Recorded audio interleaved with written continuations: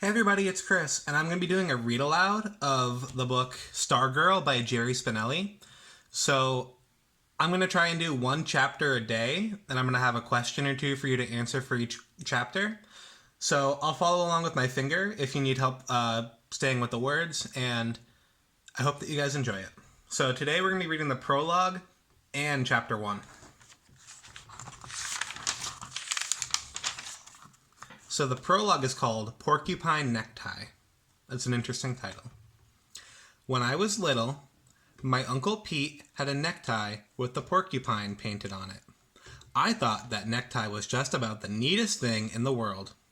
Uncle Pete would stand patiently before me while I ran my fingers over the silky surface, half expecting to be stuck by one of the quills. Once, he let me wear it. I kept looking for one of my own, but I could never find one. I was 12 when we moved from Pennsylvania to Arizona. When Uncle Pete came to say goodbye, he was wearing a necktie. I thought he did so to give me one last look at it, and I was grateful. But then, with a dramatic flourish, he whipped off the tie and draped it around my neck. "It's yours," he said. "Going away present." I loved that porcupine tie so much that I decided to start a collection. 2 years after we settled in Arizona, the number of ties in my collection was still 1. Where do you find a porcupine necktie in Mika, Arizona, or anywhere else for that matter?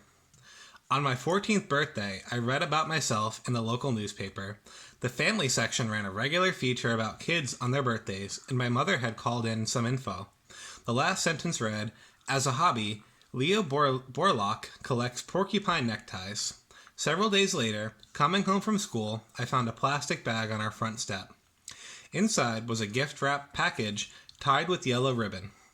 The tag said, "Happy birthday." I opened the package. It was a porcupine necktie.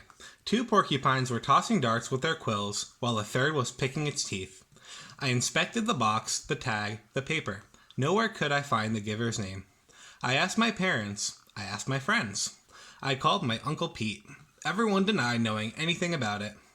At the time, I simply considered the episode a mystery. It did not occur to me that I was being watched. We were all being watched. Chapter 1. Did you see her? That was the first thing Kevin said to me on the first day of school, 11th grade. We were waiting for the bell to ring. "See who?" I said. "Ha!" He craned his neck, scanning the mob. He had witnessed something remarkable. It showed on his face. He grinned, still scanning. "You'll know." There were hundreds of us, milling about, calling names, pointing to summer-tanned faces we hadn't seen since June. Our interest in each other was never keener than during the 15 minutes before the first bell of the day. I punched his arm. "Who?" The bell rang. We poured inside.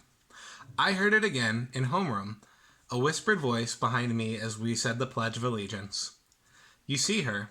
I heard it in the hallways. I heard it in English and geometry. "Did you see her?" Who could it be? A new student? A spectacular blonde from California?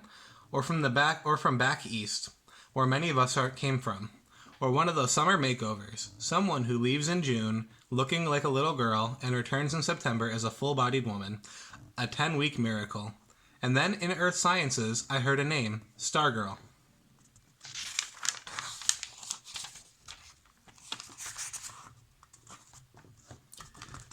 I turned to the senior slouching behind me. "Stargirl," I said. "What kind of name is that?" "That's it, Stargirl Caraway. She said it in homeroom." "Stargirl?" "Yeah." And then I saw her, at lunch. She wore an off-white dress so long it covered her shoes. It had ruffles around the neck and cuffs and looked like it could have been at her great-grandmother's wedding gown. Her hair was the color of sand. It fell to her shoulders. Something was strapped across her back, but it wasn't a book bag. At first, I thought it was a miniature guitar. I found out later it was a ukulele. She did not carry a lunch tray. She did carry a large canvas bag with a life-size sunflower painted on it. The lunchroom was dead silent as she walked by. She stopped at an empty table, laid down her bag, slung the instrument strap over her chair, and sat down. She pulled a sandwich from the bag and started to eat. Half the lunchroom kept staring. Half started buzzing. Kevin was grinning. "What'd I tell you?" I nodded. "She's in 10th grade, he said. I hear she's been homeschooled till now. Maybe that explains it, I said.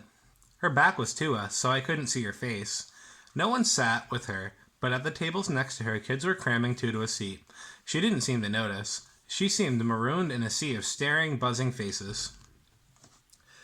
Kevin was grinning again. You thinking what I'm thinking? He said. I grinned back. I nodded. Hot Seat. Hot Seat was our in-school TV show. We had started it the year before. I was the producer/director. Kevin was the on-camera host. Each month, he interviewed a student.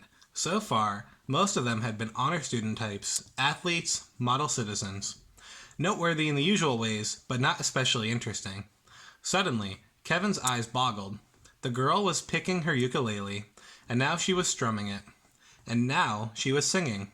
Strumming away, bobbing her head and shoulders, singing, I'm looking over a four-leaf clover that I overlooked before. Stone silence all around. Then came the sound of a single person clapping. I looked. It was the lunch line cashier. And now the girl was standing, slinging her bag over one shoulder and marching among the tables, strumming and singing, and strutting and twirling. Heads swung, eyes followed her, mouths hung open. Disbelief. When she came by her table, I got my first good look at her face. She wasn't gorgeous, wasn't ugly. A sprinkle of freckles crossed the bridge of her nose. Mostly, she looked like 100 other girls in school, except for two things. She wore no makeup, and her eyes were the biggest I had ever seen. Like deer's eyes caught in headlights. She twirled as she went past, her flaring skirt brushing my pant leg, and then she marched out of the lunchroom. From among the tables came 3 slow claps. Someone whistled. Someone yelped. Kevin and I gawked at each other. Kevin held up his hands and framed a marquee in the air. Hot seat, coming attraction, Stargirl. I slapped the table. Yes.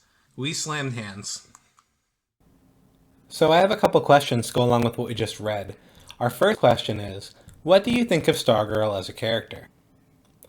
Our second question is, how would you react if a new student started playing music and singing in the cafeteria on their first day?